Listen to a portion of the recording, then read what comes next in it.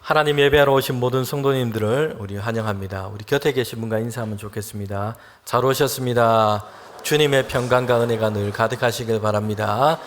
강건하시기를 바랍니다. 오늘은 대림절 세 번째 주일입니다. 우리와 함께 하소서라는 제목으로 함께 하나님 말씀을 듣도록 하겠습니다. 성도 여러분, 이 대림절은 사순절과 함께 교회력으로 아주 중요한 시기입니다. 그 기간도 길지만요, 예수님께서 이 땅에 우리를 위해 오신 그 은혜를 찬양하고 기다리는 그런 시간이기도 합니다. 우리 대림절을 보내면서 특별히 저와 여러분이, 우리 주의 성도들이 이런 기도와 간구를 가지고 이 대림절을 보내면 좋겠습니다. 예수 그리스도를 통해서 우리에게 구원의 은혜를 주신 것 인해서 감사하고요, 전쟁과 어둠이 있는 이 많은 세상 가운데 하나님의 평화가 임하도록 우리는 기도해야 할 것입니다. 그리고 주의 성도들과 교회들이 다시 거룩함을 회복하고 하나님의 은혜와 영광의 빛을 비출 수 있도록 우리는 기도하는 것입니다. 우리는 다시 오실 주님을 기다립니다. 그래서 우리가 세상 가운데 벗하지 않고 세상의 안락을 즐기며 이것 사는 것 목적으로 하지 않고 믿음 안에서 깨어서 다시 오실 주님을 기다리는 성도가 되게 하여 주소서. 이렇게 우리 기도함으로 대림절을 보내는 저와 여러분 되기를 원합니다. 이사야서 말씀을 읽으면서 우리는 이사야서의 중요한 특징들을 몇 가지 말씀을 전하면서 제가 앞부분에 얘기를 하고 있습니다. 여러분, 강원도에 가면요, 이런 곳이 있습니다. 영월에 있는 곳인데요, 한반도의 모양을 닮은, 마치 몇만 분의 일로 축소해 놓은 것처럼 이런 모양을 가지고 있는 것이 있습니다. 혹시 가보신 적 있습니까? 저는 인터넷으로만 가봤습니다. 네, 한반도의 모양, 그 모양을 닮았고요, 중요한 특징들이 이렇게 잘 보여주고 있습니다. 이사야서의 특징이 있다면 여러분, 성경 전체를 보여주는 하나의 축소판처럼 우리가 볼 수 있다는 것입니다. 이사야서는 처음 이 39장까지는요 하나님을 떠나 있는 백성을 향한 진노와 하나님의 진노와 징계에 대해서 말씀하고 있습니다. 그리고 그 뒤에 27장은 하나님의 회복과 구원에 대해서 말씀하고 있습니다. 그래서 전체가 66장입니다. 이처럼 성경 전체도 이렇게 우리가 볼 수가 있습니다. 구약이 39권, 그리고 신약이 27권, 전체가 66권 이렇게 되어 있습니다. 여러분, 이사야서는 이처럼 그 구성과 그 장수만 이렇게 성경 전체와 이렇게 축소판처럼 닮아 있는 것이 아니고요, 그 내용과 우리에게 전하는 하나님의 말씀이 그렇게 성경 전체의 내용을 마치 축소하고 담고 있는 것처럼 말씀하고 있다는 것입니다. 신약 성경에서 복음서의 그 처음 시작은요, 기록된 순서로 보면 마가복음이 가장 먼저 기록되어 있습니다. 그런데 마가복음 1장 그 앞부분에 보면 이렇게 말씀하고 있어요. 예수 그리스도의 복음의 시작이다라고 얘기하면서 먼저 누구의 말을 인용하고 있습니까? 선지자 이사야의 글을 가지고 예수 그리스도의 복음의 세계를 지금 설명하고 있습니다. 성도 여러분, 이사야서의 마지막은요, 새하늘과 새 땅, 하나님께서 이루신 그 평강의 세계에 대해서 말씀하고 있습니다. 이것으로 이사야서가 끝을 맺고 있습니다. 그런데 성경 전체의 마지막 책인 요한계시록에 보면 그 마지막이 뭐냐? 성경 전체의 그 마지막이 뭡니까? 하나님께서 이루실 새하늘과 새 땅에 대해서 말씀하며 하나님의 말씀, 이 성경을 닫고 있다는 것입니다. 여러분, 그래서 이사야서는요, 성경의 전체 구조와 그 내용을 담고 있는 마치 축소판처럼 이렇게 우리가 볼 수 있습니다. 성경 전체는 그 전체로서 하나님의 섭리와 구원의 역사에 대해서 얘기하고 있습니다.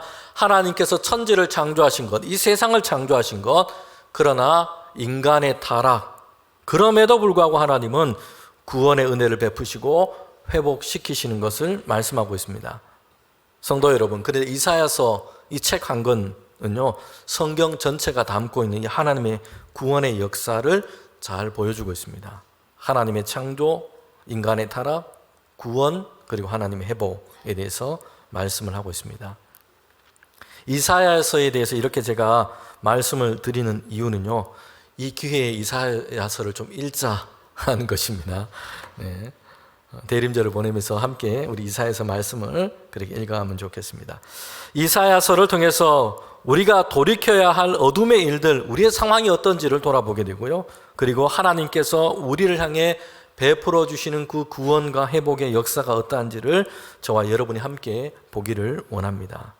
그 은혜 안에서 우리의 믿음을 다시 세워가는 저와 여러분 되기를 소망합니다. 오늘 우리는 이사야서 7장 말씀을 읽었습니다. 이 7장에 보면 우리가 성탄절에 자주 듣고 암송하는 그런 구절의 말씀이 나오고 있습니다. 이것이 복음서에 인용이 되어 있습니다. 저도 어릴 적 교회에서 자라면서 성탄절에 이 구절의 말씀을 암송했던 기억이 있습니다. 이사야서 7장 14절에 보면요, 그러므로 주께서 친히 징조를 너에게 주실 것이리 보라 처녀가 잉태하여 아들을 낳을 것이요 그의 이름을 임마누엘이라 하리라. 아멘. 이 말씀은요, 복음서에서 천사가 이제 예수님의 탄생을 알리는 그 말씀 중에 인용되고 있습니다. 천사가 마리아에게 나타나서 그리스도를 잉태하고 이제 낳게 될 것이다. 수태고지를 전합니다. 그러면서 이제 동정녀 탄생을 알리고 예수님이 임마누엘 하나님 되심을 밝히고 있습니다. 어둠 가운데 세상과 사람들이 그냥 있도록 내버려 두지 아니하시고 고통과 실패 가운데 그냥 내버려 두지 아니하시고요, 죄악 가운데 그냥 멸망의 길로 가는 그것을 그냥 내버려 두지 아니하시고 하나님이 함께 하신다는 것입니다. 임마누엘의 하나님, 우리와 함께 하시는 하나님, 그 하나님의 역사가 바로 예수 그리스도이심을 우리에게 말씀해 주고 있습니다. 여러분, 7장은요, 이사야서 7장은 남유다가 만나고 있는 그 위기의 상황을 배경으로 하고 있습니다. 여러분, 당시에는 남과 북으로 이스라엘 민족이 나눠져 있었습니다. 북이스라엘이 남유다를 치려고 이렇게 전쟁을 일으켰던 것입니다. 한 민족인데 하나의 나라였는데 지금 그들은 나뉘어지게 되었고요, 오랜 역사 동안 다른 왕조가 지금 다스리고 있습니다. 그러면서 서로 대립하고 경쟁합니다. 영토를 넓히고 나라를 삼키려고 서로 전쟁을 하고 있다는 것입니다. 이것이 반복되고 있습니다. 하나님은 이스라엘 민족 전체를 하나님의 백성으로 택하셨습니다. 그리고 하나님을 왕으로 삼고 하나님의 백성된 민족으로 살도록 하셨다는 것이요. 여러분, 그런데 그들은 하나님을 떠났고요, 각자 스스로가 왕이 되려고 하니까 이렇게 돼버린 것입니다. 전쟁하고 침략하고 서로를 정복하려고 합니다. 서로가 상대방을 지배하려고 합니다.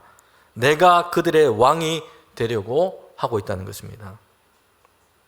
성도 여러분, 우리가 누군가를 지배하려고만 하는 것은요, 하나님의 백성된 삶의 방식이 아닙니다. 마치 내가 하나님이 되는 것처럼 다른 사람을 지배하고요, 나의 통제 아래 그냥 두려고만 해서는 안 됩니다. 남편이 아내를, 부모가 자녀를, 사장이 직원을 이렇게 지배하려고 해서는 안 됩니다. 여러분, 그것은 하나님께서 세우신 관계의 원리가 아닙니다. 지배가 아니라 사랑 안에서 서로를 돌보도록 하신 것입니다. 예수님께서는 이 땅에 왕으로 오셨습니다. 세상을 구원하시는 왕으로 오셨습니다. 그런데 칼과 창과 군대로 하신 것이 아니라 사랑 안에서 십자가를 지심으로 이것을 이루신 것입니다. 사랑하는 성도 여러분, 예수 그리스도를 믿고 따르는 신자들은요, 하나님께서 복을 주셔서 이 땅에 지경을 넓히고 영향력을 넓히고 이렇게 하도록 하셨습니다. 그런데 이것을 지배력으로 하는 것이 아니라 어떻게 하라고 하신 것입니까? 사랑과 섬김의 능력으로 되어가도록 하신 줄 믿습니다.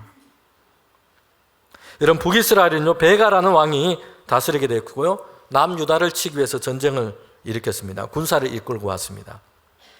예루살렘까지 치려고 올라왔습니다. 그런데 능히 이기지 못하고 실패하고 말았습니다. 그런데 위기는 여기서 지나간 것이 아니었습니다. 잠시였습니다. 남유다는 더 큰 위기와 어려움을 맞게 됩니다. 7장 2절에 보면요, 이번에는 북이스라엘뿐만 아니라 북이스라엘이 아람 나라와 동맹을 하게 됐다는 것입니다. 군사적으로 연합해서 이제 남유다 예루살렘을 치기 위해서 지금 준비하고 있는 것입니다. 북이스라엘이 남유다 예루살렘을 치기 위해서 올라왔을 때는 그래도 어떻게든 잘 버텼습니다. 겨우 막아냈습니다. 그들의 침략은 예루살렘 도성 앞에까지 이르렀습니다. 그런 중에도 막아낸 것입니다. 그런데 이번에는요, 아람 나라와 함께 연합해서 이제는 그렇게 치러 올라오고 있다는 것입니다. 두 나라가 같이 힘을 합쳐서 약했던 남유다 예루살렘을 치러 올라오겠다는 것입니다.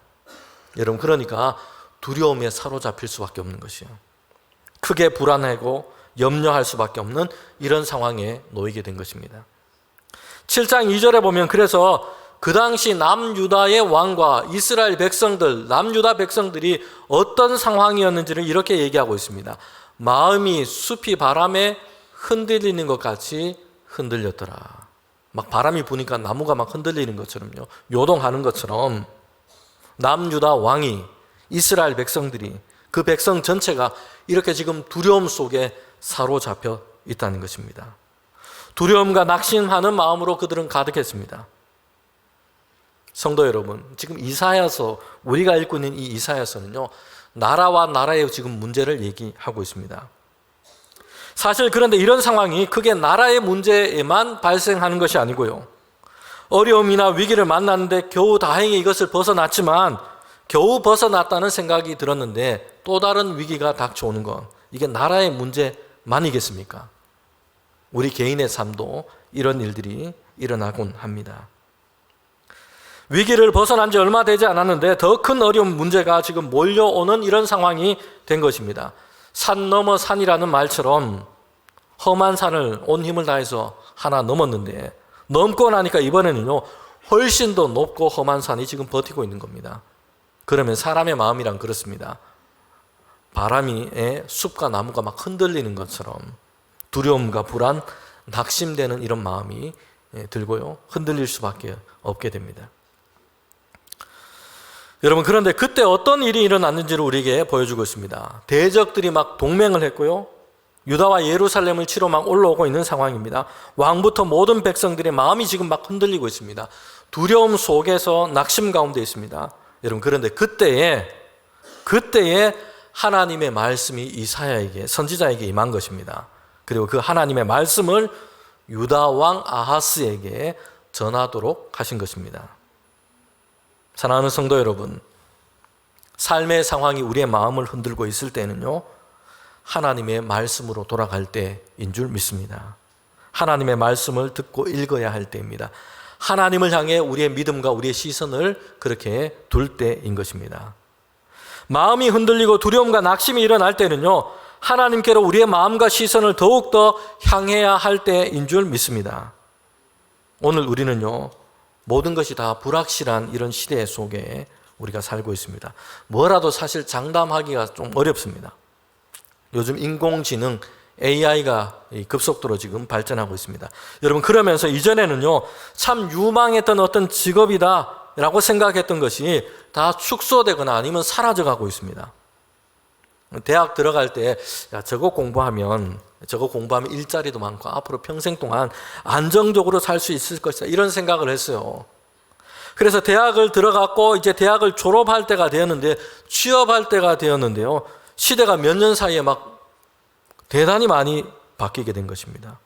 그래서 이제는 그거 공부해가지고 지금 뭐 어떻게 해야 될까, 이런 상황 가운데 놓여 있는 그런 분들도 있습니다. 이렇게 급변하는 시대 속에서요, 사람들은 불안함을 느낍니다. 이런 불안의 시대에 성도들은요, 더 굳건하게 해야 할 것이 있습니다. 뭐 시대를 읽고 분석하고 전망하고 다 필요하고 중요합니다. 그러나 우리에게 더 중요한 것은요, 변하지 아니하시는 하나님을 향해서 우리의 믿음과 우리의 시선을 두는 것입니다. 변하지 않는 하나님의 말씀 위에 우리의 삶을 건축해 가는 것입니다. 여러분, 풀은 마릅니다. 꽃은 시듭니다. 나라는 흥왕하기도 하고요, 쇠락해 가기도 합니다. 개인의 인생도 그렇습니다. 그러나 하나님은 영원하십니다. 하나님의 말씀은 영영이 설 것입니다. 아멘. 여러분, 이사야에게 하나님의 말씀을 주고 있습니다. 그런데요, 유다 왕 아하스에게 이걸 전하도록 그렇게 하셨어요. 아하스 왕은요, 연합군이, 아람과 북이스라엘의 연합군이 이제 곧 침략해 올 것을 대비하면서 분주하게 그렇게 움직이고 있습니다. 이때 아하스 왕이 이사야를 만날 때 그가 나가 있었던 것이 어디인지를 이렇게 말씀하고 있습니다. 7장 3절에 보면요, 세탁자의 밭 그 큰 길에 나가서 아하스를 만나라, 이렇게 말씀을 하고 있어요. 그러니까 아하스 왕은요, 지금 세탁자의 밭 큰 길에 나가 있었던 것입니다. 거기가 어떤 곳인지 우리가 사실 이해가 잘 되지 않고요. 그리고 이렇게 대적들이 침략해오는 이런 위기 상황 가운데 있는데 왜 왕이 지금 세탁자의 밭이라는 곳에 나가 있을까? 사실 좀 이해가 되지 않는 부분이 있습니다. 여러분, 우리는 예루살렘이라고 하는 이 도성이 어떤 곳인지를 그렇게 이해하면 왜 그가 거기에 나가 있는지를 그렇게 생각할 수 있게 됩니다. 예루살렘이라는 도시는요, 주변에 산들로 이렇게 둘러싸여 있습니다. 천혜의 요새입니다. 그래서 외적들이 침입해 올 때에 아주 대비하기가 좋은 지역입니다. 이런 지형을 갖고 있습니다. 여러분, 그런데 이 예루살렘은요, 한 가지 단점이 있어요. 이게 뭐냐면 물이 귀하다는 것이에요. 물을 잘 저장할 수 있는 그런 지형이 아닙니다. 그래서 예루살렘은요, 적군이 포위하고 나면 이제 4일, 일주일 이렇게 지나면 식수가 곧 고갈된다는 것입니다. 산으로 둘러싸여 있어서 방비는 잘할 수 있는데 그 안에 물이 쉽게 고갈돼 버리는 것입니다. 여러분, 아하스 왕은요, 세탁자의 밭으로 갔는데 사람들이 세탁을 어디서 합니까? 물이 있는 곳에서 세탁을 하지 않습니까? 여러분, 이 세탁자의 밭이라고 하는 것은요, 물이 있는 곳, 물이 흘러가는 곳, 수로가 있는 곳, 물을 저장할 수 있는 그런 곳이었던 것입니다. 지금 아하스 왕은요, 외적들의 침략을 방비하고 있습니다. 그러면서 수로와 물 공급을 지금 대비하고 있는 것입니다. 이렇게 분주하고 바쁘게 움직이고 있어요. 대적들의 침략을 지금 대비하고 있습니다. 여러분, 그런데 선지자 이사야가 아하스 왕에게 가서 지금 전한 하나님의 말씀의 그 시작이 뭡니까? 야, 너 정말 수고가 많다. 잘하고 있어. 이게 아니었다는 것이요. 7장 4절에 보면요, 이렇게 말씀을 하고 있습니다. 그에게 이르기를 너는 삼가며 조용하라. 지금 왕은요, 바쁘게 분주하게 지금 대비를 하고 있습니다. 재난과 위기를 대비하는 것은요, 당연한 것입니다. 왕이기 때문에 아하스는요, 더욱더 그러해야 합니다. 여러분, 그런데 왜 하나님은 아하스에게 먼저 이 말씀을 하고 있는 걸까요? 중요한 것은요, 이 아하스가 이 위기 가운데서 하나님을 찾고 있지 않다는 것입니다. 하나님의 도우심을 구하고 있지 않습니다. 나의 대비, 나의 방법, 나의 계획, 주변에 강한 나라의 힘, 아수르를 의지하는 것, 이런 생각으로 지금 가득하고 있는 것입니다. 이를 통해서 위기를 벗어날 수 있을 것이라 이런 기대를 하고 생각하고 있습니다. 여러분, 남유다가 결국에 나중에는요, 하나님께로 돌이키지 않고 무너질 때까지 계속해서 많은 왕들이 이 일을 반복한 것입니다. 아수르라는 나라에 붙고 애굽이라는 나라에 붙어 있습니다.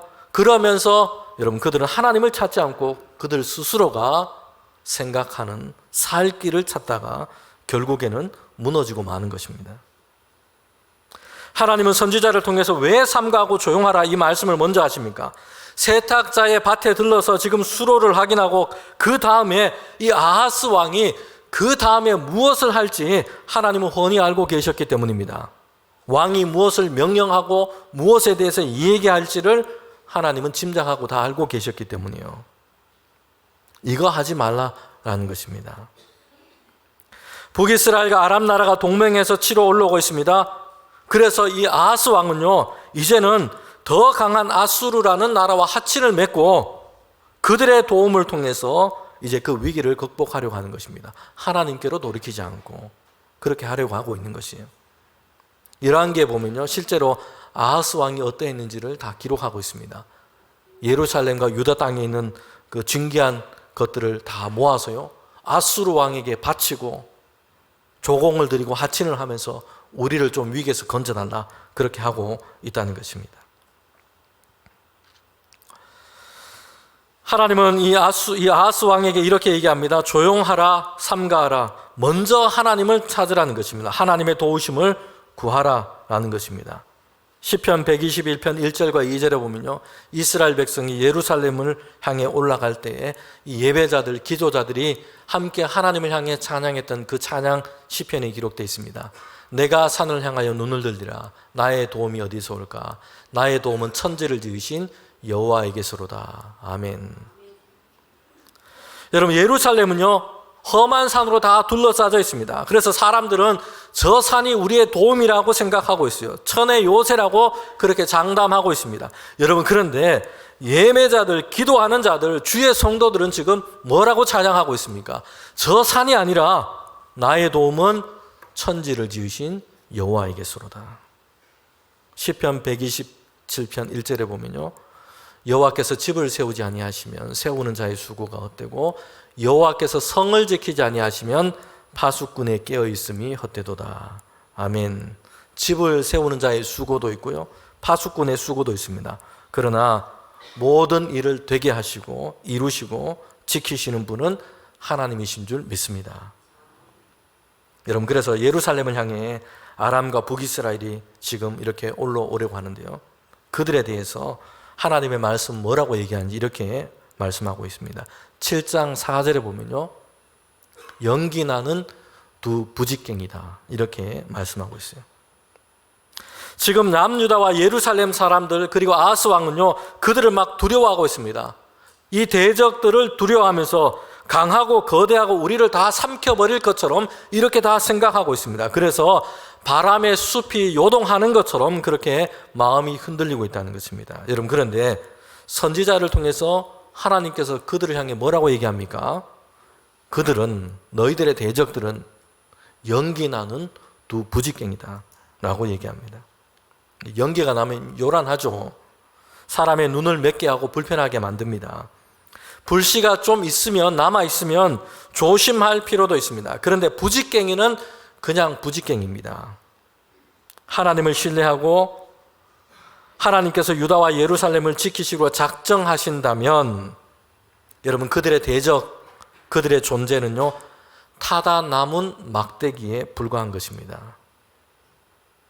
오늘 우리는요, 때로는 영적 침체 가운데 있을 때에, 때로는 두려움 속에 사로잡히면요, 상황이나 어떤 대상들을 실제보다 훨씬 더 크게 봅니다. 더 안 좋게 보고요, 더 심각하게 확대해 버립니다. 그래서 모든 것이 다 두렵고 모든 것이 다 염려거리가 되어버립니다. 성경을 보면 가나안의 정탐꾼 이야기가 우리에게 잘 알려져 있습니다. 정탐을 하고 왔는데 거기 가보니까 아주 신장이 거대한 족속이 살고 있다는 것입니다. 그들의 키와 몸집이 상당히 큽니다. 그런데 돌아와서 보고를 합니다. 거기에는 거인 족속이 살고 있는데 그들에 비하면 우리는 마치 메뚜기와 같다라고 보고하고 있습니다.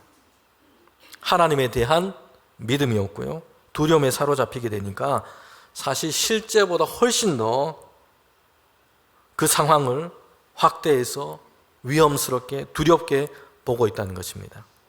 여러분, 아무리 장대한 사람이라고 해도요, 그 사람과 비교했을 때에 보통 사람이 메뚜기다 이렇게 하기에는 그렇지는 않을 겁니다. 여러분, 그러나 10명의 정탐꾼은요, 우리가 거기 가면 반드시 죽을 것이다, 땅이 우리를 삼켜버릴 것이다, 살아남을 자가 없을 것이다, 두려움 속에서 원망하는 말을 다 쏟아내고 있다는 것입니다. 여러분, 이에 반해서 갈렙과 여호수아는 어떻게 얘기합니까? 민수기 14장 9절에 보면요, 하나님을 거역하지 말라, 두려워하지 말라, 그들은 우리의 먹이다, 그들의 보호자는 그들에게서 떠났고 하나님은 우리와 함께 하신다, 그들을 두려워하지 말라 말씀합니다. 그러면서 하나님이 함께 하시면, 하나님이 우리를 인도하시면 하나님이 약속하신 그 땅에 우리가 들어갈 것이고 그들을 이기고 그 땅을 우리가 차지하게 될 것이다, 여러분, 이렇게 말하고 있다는 것입니다. 성도 여러분, 상황에 대한 두려움보다 하나님에 대한 믿음이 우리에게 앞서 있기를 바랍니다. 오늘 여러분의 삶의 문제, 상황 앞에서 우리가 믿음으로 선포하기를 바랍니다. 연기나는 부직갱이다. 여러분, 우리가 알아야 할 것은요, 두려움과 염려를 일어나게 하는 그 어떤 것보다도 하나님은 더 위대하시고 하나님은 더 큰 일을 행하신다는 것입니다. 이 믿음이 저와 여러분에게 있기를 바랍니다. 하나님께서 주신 이 말씀, 선지자를 통해서 주신 말씀은요, 이렇게 두 번째는요, 굳게 믿어라, 그러면 굳게 설 것이다 라는 것이에요. 여러분, 아하스 왕에게 삼가하고 조용해라, 그렇게 말씀하시죠. 그러면서 하나님께서는요, 어떤 일을 행하실지 그들에게 말씀하세요. 하나님께서 어떤 일을 행하실지 그러면서 얘기합니다. 굳게 믿어야 굳게 선다라는 것입니다. 아람 나라와 북이스라엘은 동맹해서 남유다를, 예루살렘을 치려고 합니다. 자신들이 원하는 왕을 세우고 그들을 무너뜨리려고 합니다. 그런데 이런 일이 일어나지 않도록 하나님께서 그렇게 하시겠다 말씀하세요. 도리어 아람 나라와 북이스라엘이 패망하게 될 것이다. 무너지게 될 것이다. 남유다가 아니라 그들이 15년 내에 이렇게 무너지고 황폐하게 될 것이다. 이렇게 말씀합니다.